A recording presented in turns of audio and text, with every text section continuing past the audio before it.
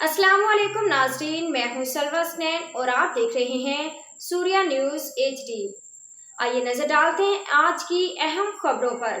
کراچی مزید اپڈیٹ کرتے ہیں۔ کراچی سے بیورو چیف جرنلسٹ محمد فاروق برڈو قادری کی رپورٹ کے مطابق سندھ کے سینئر وزیر اور صوبائی وزیر برائے اطلاعات، ٹرانسپورٹ اور ماس ٹرانزٹ شرجیل انعام میمن کراچی فلم سکول کورنگی کا دورہ کیا، جہاں انہوں نے اسکول کی تیار کردہ فلموں کی اسکریننگ میں شرکت کی اور فلم ساز طلباء و طالبات سے بات چیت کی۔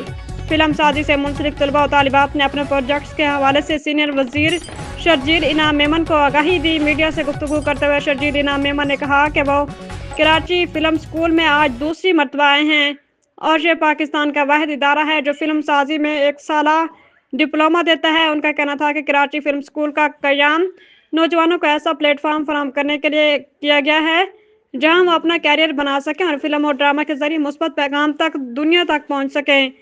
شرجیل انعام میمن نے کہا کہ ہمارے دشمن ملک بھارت کی ساری کوششیں جھوٹی فلموں کے ذریعے پاکستان کو بدنام کرنے کی ہیں۔ امریکہ حق میں پاکستان نے بھارت کو عبرتناک شکست دی ہے، جس کے بعد بھارت نے 100 سے زیادہ فلمیں پاکستان کے خلاف بنا دی ہیں۔ انہوں نے سیمینارز کے خاتمے اور معیاری مواد کی کمی پر افسوس کا اظہار کرتے ہوئے کہا کہ سیمینار پہلے ہر شہر میں ہوتے تھے، اب سیمینار ختم ہو کر پلازا بن گئے ہیں۔ لوگوں کو انٹرٹینمنٹ چاہیے لیکن معیاری مواد ختم ہو گیا ہے۔